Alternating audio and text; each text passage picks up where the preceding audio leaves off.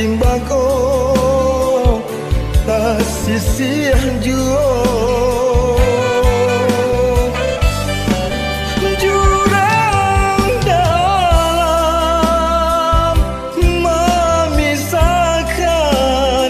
nan memisahkan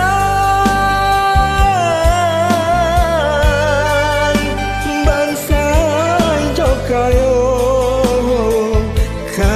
jadi sabar putuhnyo cinta